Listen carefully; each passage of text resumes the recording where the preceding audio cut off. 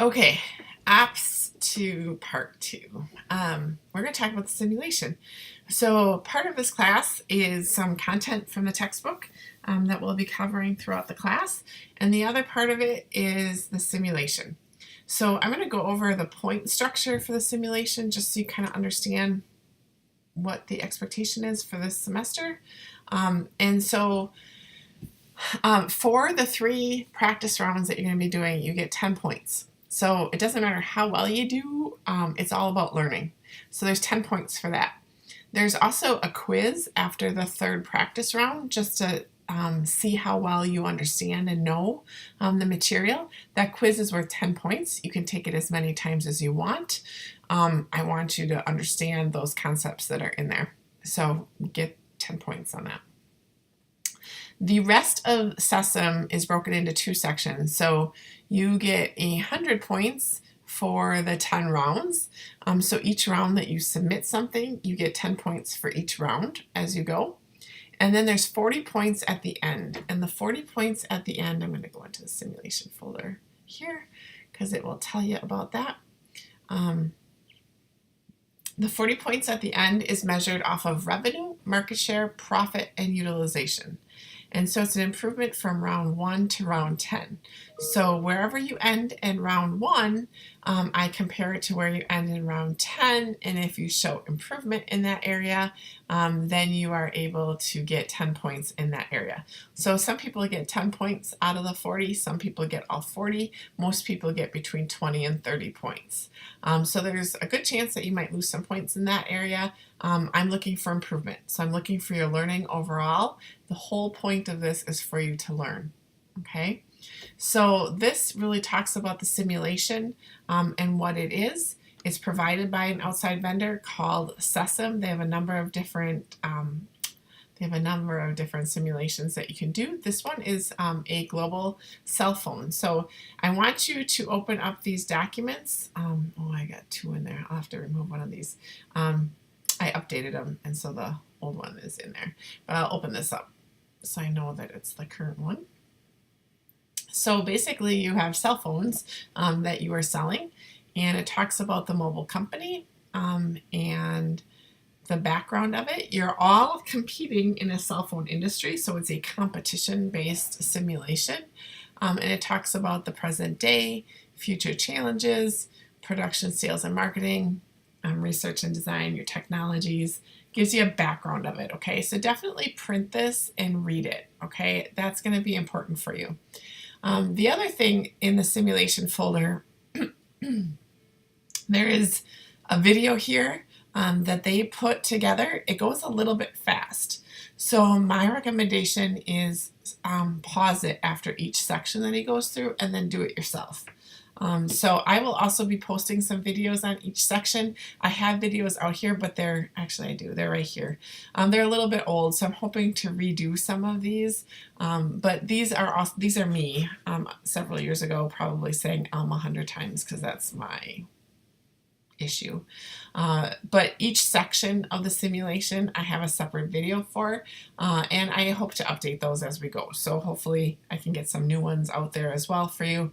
Not much has changed, but I know more now, so maybe I can help you more. The login instructions are right here, and basically you do this step by step. So you're going to go to the simulation website, and you are going to register first. So when you register, I'm going to click on this. You're going to put in your email address. My recommendation is to use your school email address so you know how to log in. Okay?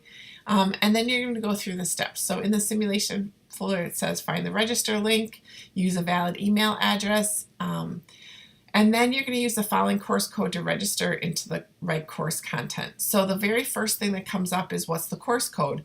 It's not your simulation code that's on the card that you purchase. It's going to ask for the course code first.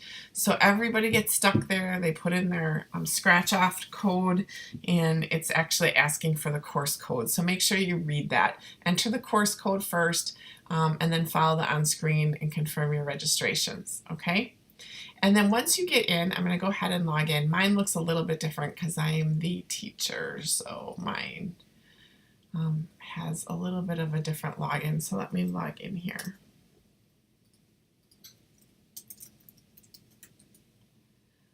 Yeah. I never know which password I pick. Okay. So I'll get to a screen that sort of resembles yours here. So you'll be asked to pick a team. There are different universes. I think online. There are 2 different universes, and I have 8 teams on each one. So there's room for 16. If I need to make more, let me know. You have to get in before we go live. Otherwise, it throws everything off. It just throws everything off. So get in before the first round is done so that it doesn't throw everything off.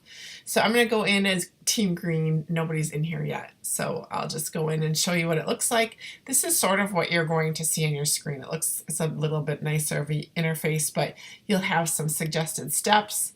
The first place that you'll always start is the market conditions. So it'll review the market for you. And then the demand, production, research and design, marketing, all of those tabs are things that you're going to be doing, okay? So in each of these tabs, you're going to be making adjustments.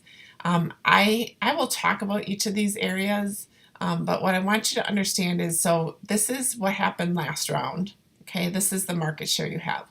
The number one thing people have problems with in this section is they're like, oh, I'm going to get 50% market share. Well, no company grows from 12.5% to 50% in 1 year. So each round is a year. You're not going to grow that fast. You're going to incrementally improve by 1% or 2%, unless you make a significant change. But you're competing against 8 other teams. You're not going to grow your market share by 10%. So the market share is, think of it as like a pie of 100%, and the 8 teams are trying to take a chunk of that away from one another, okay? And you need to make sure that you get your share. And you're not going to be able to get 50%, especially in 1 round. Generally, doesn't happen. The demand forecast, where you get this information from, is really from your market conditions. So your market conditions are based on demand, cost, finance, and I also added a social responsibility component in this section, just so you can kind of think about where you're receiving your product from. I think that's sometimes important to think about. Okay, so this demand tab, you're actually going to be working on your demand in your 3 different countries. You're going to get all of this information from the videos. So my recommendation is to watch this introduction video. Watch this video that Sesam puts together. Look at the SlideShare presentation, read the case overview, read the decision-making guide, read the analyzing results, and then go into my how-to videos and start working through each of the decisions, okay? Don't just come out here and try to make a decision and not know what you're doing. Read the information first. This is why the first 2 weeks you don't have a lot of homework. My intent is that you spend your time in this simulation, okay? So this is the demand. In each of the areas, this is your network coverage. So think about like when 4G came out or LTE came out, it wasn't in every area. So this is going to show each of the technologies and where they're prevalent. Okay, technology 1 is everywhere. We want to dabble in technology 2 or 3 or 4, you can do that. After your practice rounds, I'm going to ask you to kind of pick a strategy. Where do you want to produce your products? What type of products do you want to produce? What's your goal? Okay. But the first couple of rounds are just practice. So here is where your production is. I also have in here now, you can see your beginning inventory. So you can take a look at your inventory here and where you started. So last year's ending inventory, you don't have any right now. So, but you can kind of look to see what you've left with based on what you're going to produce. Okay. When you're planning your production, you can also outsource. So you have the ability to outsource 1,000 units. This is really 1,000,000 units because it's 1,000 units. So you can work your way up to 1,000 units. You cannot produce another line until you actually research and develop it. So once you do that, you can add that to it. And you can't actually ship it to another area unless you have demand generated for those products here. So these two tabs are really pretty critical as you're doing that. The other thing that's in here in your investment tab is kind of planning out how much demand you think you're going to need, and then where your facilities are. So right now you're starting the round out with 1 facility in Asia and 11 facilities in the US. Each facility makes 550 units, which is 550,000 phones per year. So that will give you an idea of how many you need in order to meet your demand. Okay, a little bit of math necessary, but this is hitting on the concepts in both of these sections of operations that look at inventory management, that look at capacity planning, that look at forecasting and demand planning. So and logistics, where you're getting your product from, procurement. These are all operations decisions outside of marketing. They're all operations decisions. So things that you need to be concerned with, and certainly your price plays into what you produce. So that's why the marketing piece is in here. In the procurement section, you have your different suppliers, and you can choose which suppliers you want to use based on their ethics and their sustainability. So you can look at the cost per unit for each of these, and you can decide which suppliers you want to use. So you have that flexibility, which is great. So that's the production tab. There's lots in there. Research and design, not so much to do here, but 2 different aspects to be concerned with. You have to enter this number in if you want to build and in-house develop a product. So if I want to in-house develop one more feature for Tech 1, I have to type in 21365. I have to. Okay. Once I do that, now it tells me if I want another feature, I have to add another 71,000 to that to add 2 features. So if I put in here 93,000, that should get me 2 features for sure. Okay. So I just rounded up, but that gives you an idea. If you're doing in-house development, it takes you 1 round to get it. So you don't get it this round. Okay. So if I go into my marketing, I just only have the capability of my features that were already there.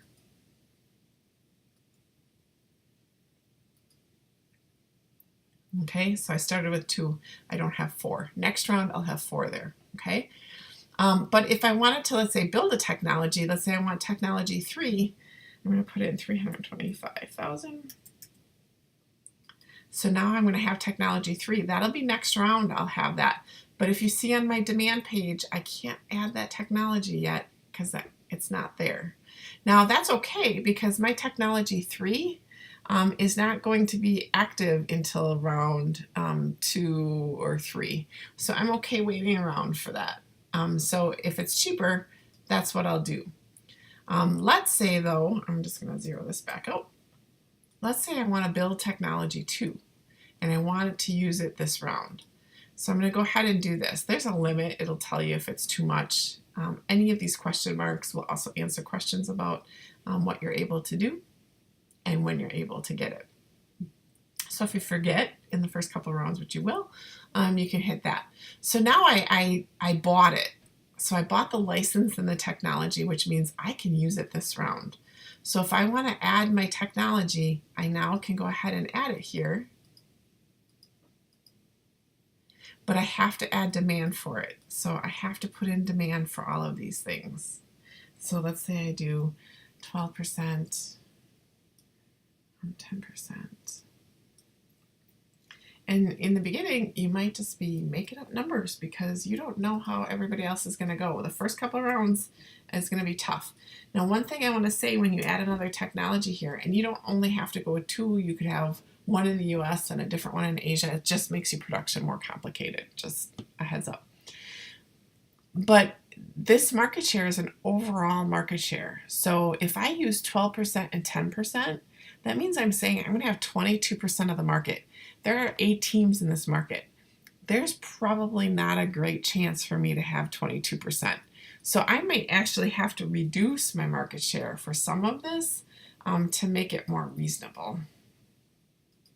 And maybe I had 12% because I only had one product, but some of the people who had that product might buy my other products. So my demand in one product might go down and my demand in another might increase, if that makes sense. I still think 18% is a little bit high, knowing that I have 8 teams, but we'll try it because who knows, maybe somebody won't do product 2. So a tech 2 this round. So I'm just going to leave that there just so you can see it. So that's how I did it. I bought the technology in my research and design, and I could use it this round. If I build it in-house, I don't get it till next round. Same with production. If I want to add a facility, let's say I want to add 3 more to Asia, it takes me 2 rounds to see my facility. So I will not see the improvement in overall capacity until round 3. So you have to plan ahead for your facility growth. So planning out what you think your demand might look like over time is really important. So that's what this step is. It's a planning step. It doesn't go anywhere but how you're thinking about your growth, if that makes sense. Okay, so we've covered demand, production, research, and design. I'm going to go into marketing. This is the tough one for folks, and I'm just going to say this out loud. Everybody wants to be the cheapest price. But if you're the cheapest price, you don't make any money. So you have to find a balance between where everybody's at with price and how much money you're going to make on it. Simply said, you need to make money in order to stay alive. And I've seen people go so low that they sell out, and they sell out their max facilities, and they sell out of all their product, but they're not making any money and somebody's beating them. So when you sell out, you make your customers upset. 1, because they can't get your product, but 2, you drive customers to other companies. So you really want to be a balance. So I look at like Apple and Samsung. They've kind of hung out together in that price range. Are there cheaper phones? Yes. Do they have phones in different price brackets? Yes, just like your Tech 1, your Tech 2, your Tech 3, your Tech 4, different price brackets. Tech 4 is pricier than Tech 1. But they don't really compromise the price of their products much, and they're still making money on it even if it's an older product. So if you take a look at this, your promotion is always going to be in US dollars, and the more you promote, the more you sell your product. Okay, so you do want to put money towards your promotion. Don't skimp on that. Your unit cost is how much it costs you to make it. So for optimal results, all these factors should be taken into account before setting the selling price. So you have to look at the cost related to the features. Whenever the unit has been produced overseas, the unit cost is also affected by transfer pricing decisions, which we'll get into later.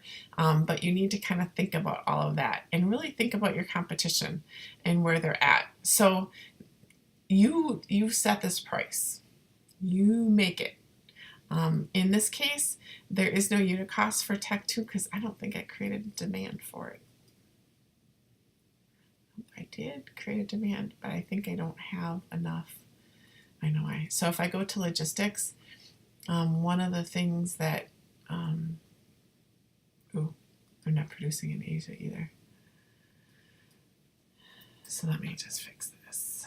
So this is my unsatisfied demand. So I have a lot of unsatisfied demand based on what I did. And I also need to produce Tech 2 because I have, and you can only have 50%. I didn't even go through this with you. Okay, you can only have 100% in US used for your capacity and 100% in Asia. So you can't go over. So my Tech 1 is probably going to be higher for demand. So I might do 75% and 25%. And I'm going to do the same here. I don't have as much being made. I only have 550 units in Asia right now, so that's not much.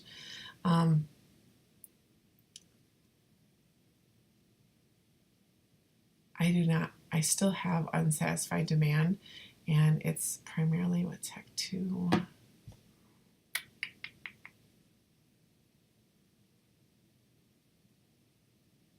It looks like I have a little bit of extra ending inventory here after the round. So it feels like I'm making maybe a little bit too much for Tech 1. So I might do 65%.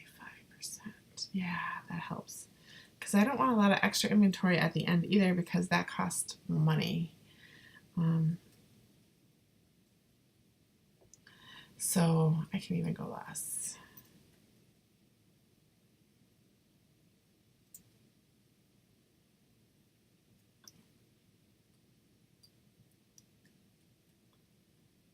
There. That looks a lot better. So you want kind of that green unsatisfied demand to be small. Now I can use, like if you look at your unit cost here, it's a little cheaper to outsource product too, because you haven't really developed it before and made it. So the first year or two it might cost you a little bit more.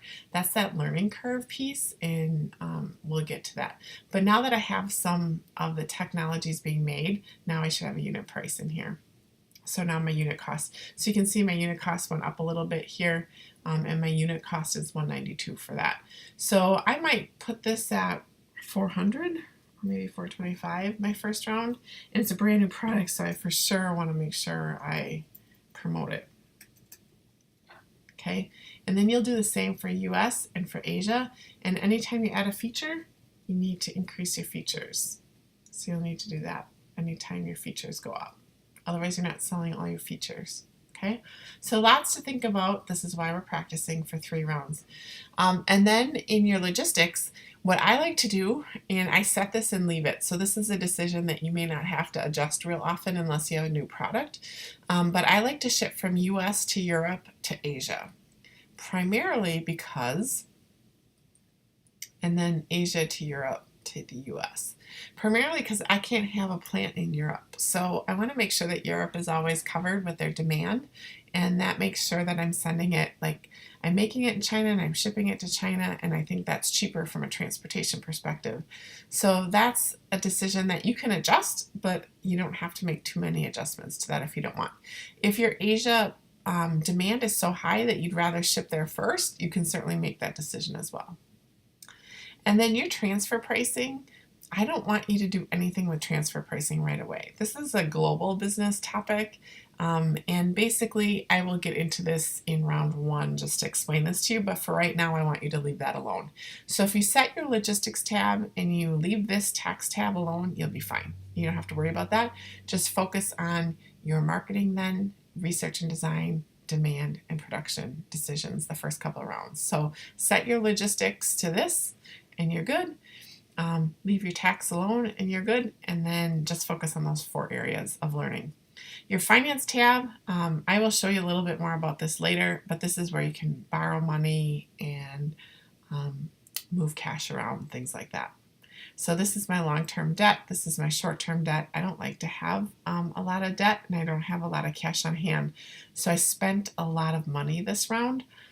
This is why you can't necessarily research and design the crud out of everything. So I might just do this. Maybe just do 1 feature. This will make this look a little bit better. I might want a little bit of a loan, so maybe I'll take out a $500,000 loan, so I don't need an emergency loan. That will help.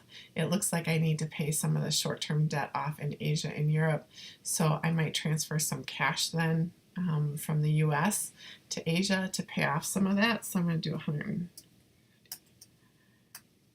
there. That'll pay off my short-term debt, you can see, and 100,000 in this one. You don't have to do this right away, but I just don't want, I'm trying to avoid the emergency loan. I'll talk through that for round 1 as well. So you can leave this alone if you want, but that's how you take out your debt or pay down your debt, or issue shares is another way to increase your cash flow if you need to get cash. So then you're going to get to your decision checklist. And once your name is in here, you're going to have a copy button, and you can just copy that into your team's decisions, and you'll be set to go. So just on your decision checklist, the only thing that you'll have to do is you'll see your name here and a copy button, and you'll copy it, and then it'll copy over like this did right now for me in the team's decision. All right, so that's my brief overview, but what I'm expecting you to do is log in, put yourself in a team. You can change your team name, read through your case overview, your decision-making guide, and your a guide to analyzing results, which you'll do that after a first round. So really, these two are the first readings.